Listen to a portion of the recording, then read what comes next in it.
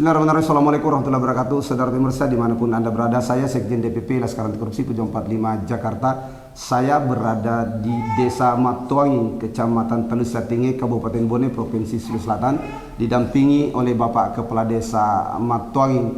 Kami mendatangi korban yang diduga dilecehkan oleh MS. Nah, korban ini adalah dari KM. Apa kabar, Dek? Alhamdulillah baik. Ya, suaranya bisa dinaikkan. Adek, boleh diceritain gimana kronologis kejadian? Di konter apa? Kerasin suaranya coba. Di konter apa? Nah, ceritain dulu awalnya, ceritain. Gimana ceritanya bisa bekerja di sana, tidak usah menyebut nama lengkap. Saya melihat statusnya temanku. Keras suaranya. Ya. Saya melihat statusnya temanku. Butuh karyawan cewek dan saya melamar untuk bekerja di situ. Terus? Dan saya dipanggil sama pelaku. Dipanggil apa? Dipanggil berbicara dulu. Itu hari pertama. Ya. Terus?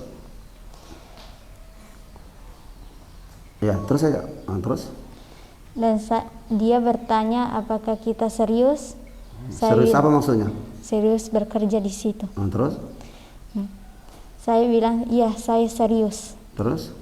Dan dia bilang tidak ada boleh jemput saya selain kakak saya. Siapa yang bilang begitu? Pelaku. Dijemput dari mana? Pergi kerja dan pulang kerja. Dijemput di sini, di Matuangi. Ya. Benar dijemput? Kakak saya ngantar saya pergi kerja. Dan malam dia jemput saya pulang ke sini. Tidak boleh ada yang jemput selain kakaknya KM. Iya. Oh, ya. Terus jawab iya, saya siap aturan itu. Terus? Iya. Terus apa lagi yang terjadi?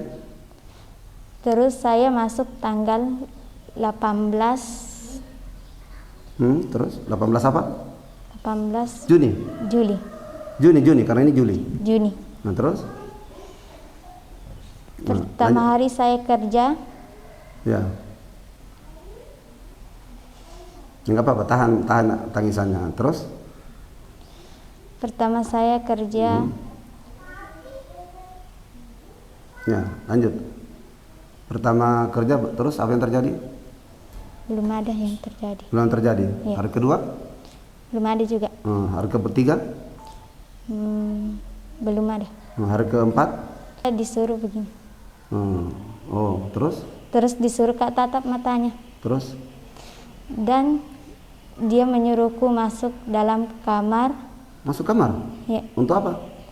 Untuk kasih belajar Kak tentang keuangan. Di kamar? Ya, karena banyak pembeli. Memang ada komputer dalam kamar?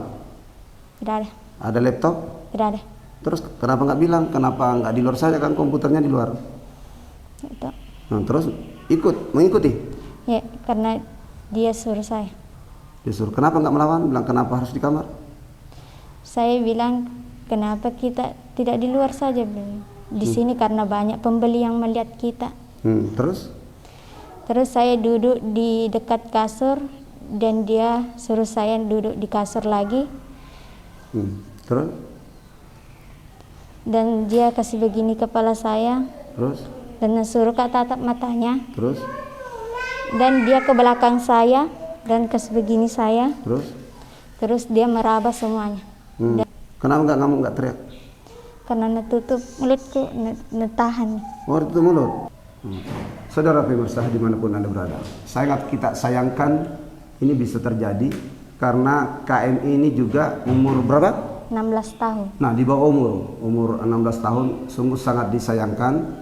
Walaupun sebenarnya bekerja ini bukan berarti karena sangat membutuhkan ekonomi, mungkin karena hanya ingin menambah pengalaman. Karena kalau kita lihat juga kehidupan keluarganya juga sudah lumayan mapan. Ini bukan berarti mereka ekonomi terbelakang, tapi ekonominya luar biasa bagus. Tapi karena ingin menambah pengalaman, nah seyogyanya adik kita ini sebenarnya masih di bangku sekolah atau bangku kuliah. Jadi sangat disayangkan. Kita mohon kepada aparat penegak hukum untuk segera bertindak. Jangan lagi ada anak di bawah umur ataupun dewasa diduga ada ruda paksa dengan iming-iming pekerjaan dan lain sebagainya, itu dibiarkan bergentayangan di Republik ini, bukan hanya di Kabupaten Bone tapi di seluruh Indonesia, karena ada banyak pasal-pasal di perundangan yang dilanggar, bukan hanya di bawah umur sekali. Kita serahkanlah kepada penyidik di PPA, Perlindungan Anak dan Perempuan, untuk segera bertindak. Nah, saya tanya terakhir, kalau pelaku datang melamar mau menikahi, mau terima? Saya tidak mau. Kenapa nggak mau? Saya tidak mau karena saya masih muda. Masih muda. Ya baik, saudara pemirsa dimanapun Anda berada, ini adalah testimoni tulus. Kita tidak ada setting, tidak ada menyuruh, murni. Testimoninya ini murni ya, tidak ada yang maksa ya, murni dari ya, itu yang terjadi. Tidak menambah merekayasa? Tidak. Nah, itu kejadian. Siap mempertanggungjawabkan? Siap ya? Siapa yang ada teman kerjanya di konter? Perempuan? Ada. Perempuan.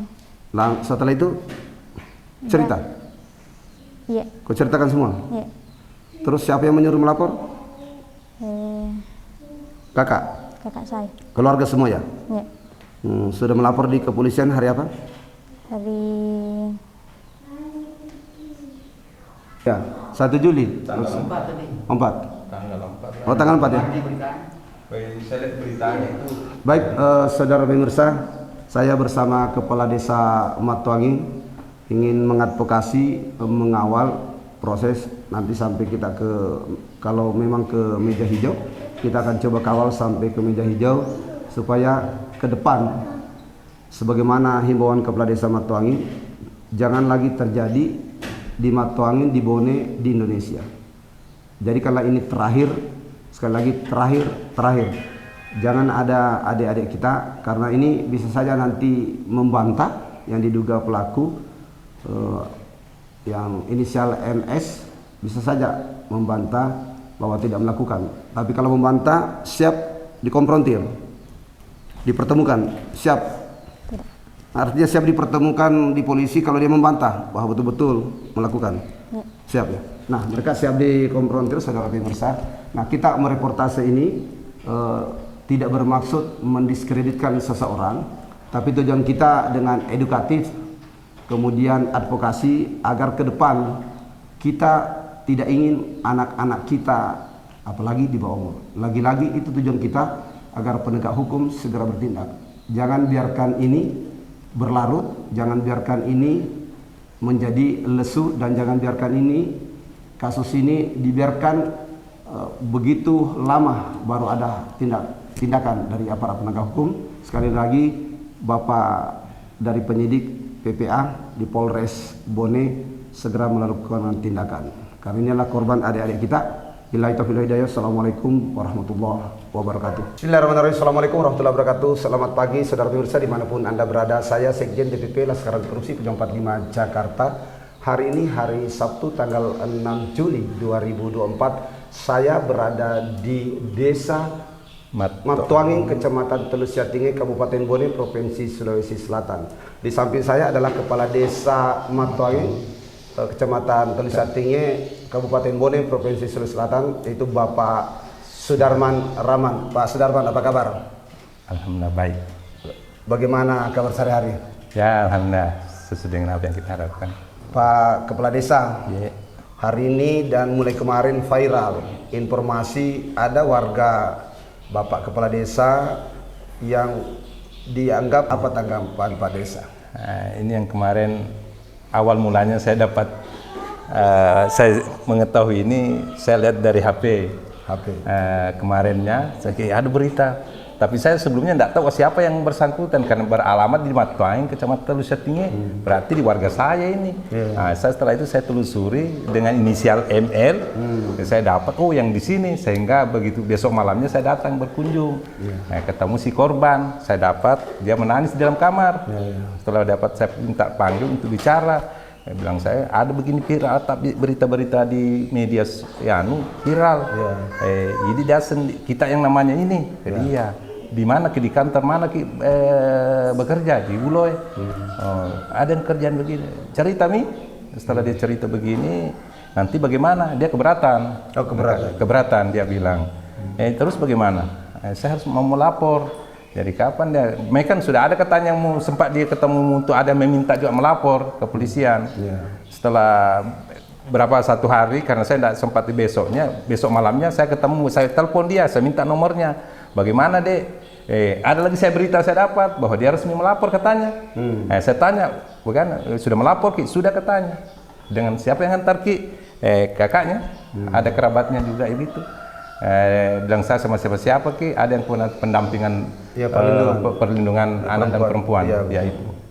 Setelah mendapatkan warganya dilecehkan, kemudian walaupun sudah melakukan pelaporan di resort kepolisian Bone, di Polres. Tanggapan Pak Desa sendiri kalau sih Pak Desa? Kalau saya harus begini, terus terang ini kan apalagi ada beberapa pasal yang kalau kita, ini kan anak di bawah umur. Oh, di bawah umur? Di bawah umur.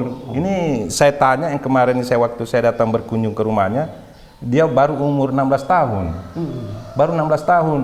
Dan kemudian kalau kita tahu undang-undang kayak kita di bawah umur. Nah, kedua, yang sebenarnya tidak boleh dipekerjakan karena masih juga di bawah umur. Apalagi tindakan begitu. Nah, jadi itu. Jadi setidaknya lah sesuai ini kan pelanggaran sudah berapa yang dilakukan, baik di masalah perlindungan anak dan sebagainya kan itu kan perlu ada istilahnya setimpal daripada perbuatannya. Kemudian dipekerjakan di bawah umur. Dipekerjakan di bawah umur, kemudian melakukan hal terus saya tidak tahu.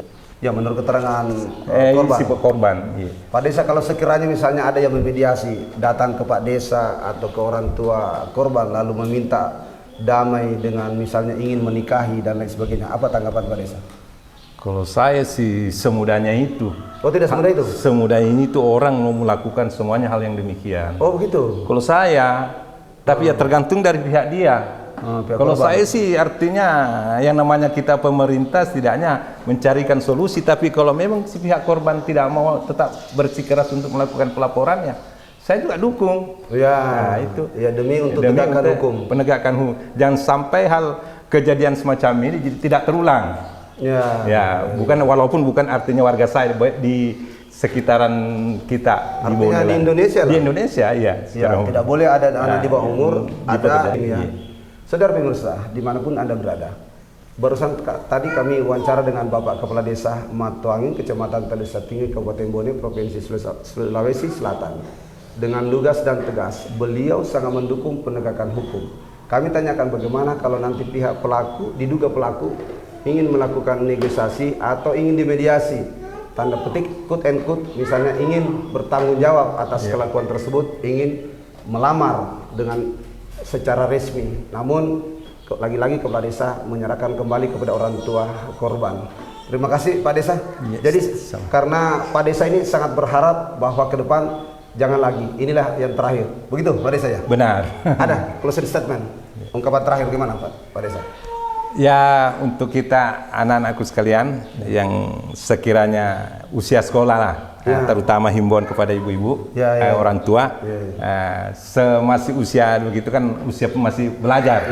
Oleh karena itu saya tekan kepada orang tua. Jangan bekerja dulu. Ya, janganlah. Artinya berikanlah ruang untuk belajar. Nah, saudara pemirsa, ini adalah closing statement dari Kepala Desa Matuangin, sangat kita dukung luar biasa bahwa masih di bawah umur, jangan dilepas dulu untuk mencari pekerjaan karena toh juga orang tuanya juga dianggap juga lumayan mapan, tapi mungkin karena anak terbawa informasi sudah ingin mendapatkan hasil sendiri dan ada informasi melalui status bahwa ada yang menerima lowongan kerja terpancing untuk bekerja. Tapi sekali lagi Pak Kepala Desa menghimbau bahwa yang masih di bawah umur selayaknya masih di bangku sekolah atau kuliah, nggak usah terburu-buru bekerja, dan kalau mau bekerja seleksi juga tempat pekerjaan. Begitu Pak Desa ya? Ya, kita harus seleksi siapa menjadi big bossnya yang ada di tempat pekerjaan begitu. Ya, demikianlah saudara pemirsa dimanapun Anda berada, saya melaporkan di Desa Matuangin bersama Kepala Desa Matuangin, Kecamatan Telusa Tinggi, Kabupaten Bone, Provinsi Sulawesi Selatan. Saya Haim Hasbi Ibrahim.